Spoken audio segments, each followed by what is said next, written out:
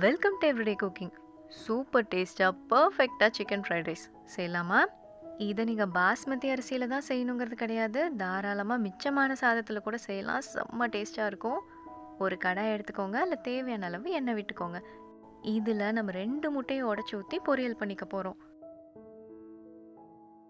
இந்த முட்டையில் தேவையான அளவு உப்பு சேர்த்துக்கோங்க. உங்களுக்கு தேவைப்படுற அளவு மிளகுத்தூளும் சேர்த்துக்கோங்க. இது இப்போ ஸ்க்ராம்பிள் பண்ணிக்கலாமா? இந்த முட்டையை நார்மலாக இந்த மாதிரி செய்யாமல் இன்னும் கொஞ்சம் கூட டேஸ்ட்டாக செய்யலாம். அதுக்கு நீங்கள் மிளகையும் பூண்டையும் தட்டி எண்ணெயிலே போட்டு அதை வதக்கி அதுக்கப்புறம் முட்டையை உடச்சி ஊற்றி கிளறணும். அது இன்னும் டேஸ்ட்டாக இருக்கும்.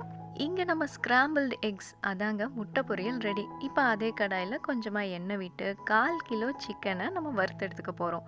தண்ணி ஊற்றாமல் வேக விட்டு வறுத்தெடுத்துக்க போகிறோம். இப்போ இதில் தேவையான அளவு உப்பு சேர்த்துடலாம். இந்த சிக்கனே தண்ணி விடும், அதனால அது வேகிறதுக்கு அந்த தண்ணியே போதும். இந்த மாதிரி வேக வச்சாதான் சிக்கன் டேஸ்ட்டாக இருக்கும். நான் இங்கே போன்லெஸ் சிக்கன் யூஸ் பண்ணியிருக்கிறேன். ஃப்ரைட் ரைஸ்க்கு அதுதான் சூட் ஆகும், ஸோ அதுவே யூஸ் பண்ணுங்கள். இதோ சிக்கன் நல்லா வெந்துருச்சு. இதில் ஒரு 1/2 டீஸ்பூன் மிளகுத்தூளை போட்டு பரட்டிடலாம்.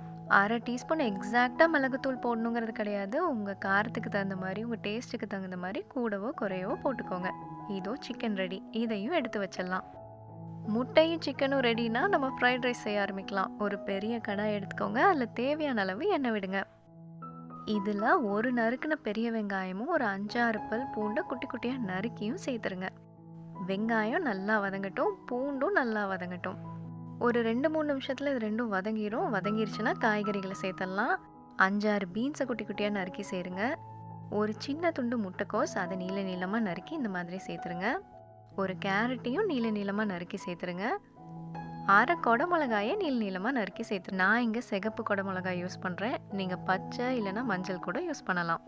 நம்ம ஏற்கனவே முட்டைக்கு தனியாக உப்பு போட்டுட்டோம், சிக்கனுக்கும் தனியாக உப்பு போட்டுட்டோம். இங்கே காய்கறிகளுக்கும் தனியாக உப்பு போட்டுடலாம்.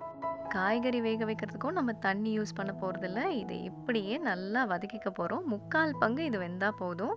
3/4 பங்கு வெந்துருச்சுன்னா ரெடி பண்ணி வச்சிருக்கிற முட்டை, ரெடி பண்ணி வச்சிருக்கிற சிக்கன் ரெண்டையும் சேர்த்துருங்க. இதோட 1 டீஸ்பூன் சோயா சாஸ், 1/2 டீஸ்பூன் மிளகுத்தூள், இதெல்லாம் சேர்த்து நல்லா கலந்து விட்டுருங்க. இதை கலந்து விட்டுட்டு வேக வச்ச சாதத்தை சேர்த்துடலாம். நான் இங்கே 3 கப் வேக வச்ச சாதம் சேர்க்க போகிறேன். இது ஆல்ரெடி உப்பு போட்டு வேக வச்சது. இது 1 கப் அரிசியில் செஞ்ச சாதம். நான் சாதத்தை உப்பு போட்டு வேக விட்டு வடித்து எடுத்திருக்கேன். குக்கரில் போடல. சாதம் சேர்த்தாச்சுன்னா உடச்சிடாமல் கலந்து விடுங்க. இதில் நீங்கள் நறுக்கின வெங்காயத்தால் சேர்த்திங்கன்னா இன்னும் கூட நல்லாயிருக்கும். ஃபைனலாக ஒரு டச் கொடுக்கலாமா?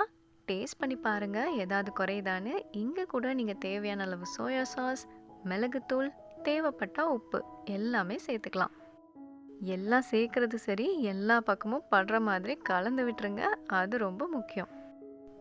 அண்ட் இந்த ஃப்ரைட் ரைஸ்க்கு நான் இங்கே சாப்பாடு அரிசி தான் யூஸ் பண்ணியிருக்கேன். நீங்கள் வேணும்னா பாஸ்மதி அரிசி யூஸ் பண்ணிக்கலாம்.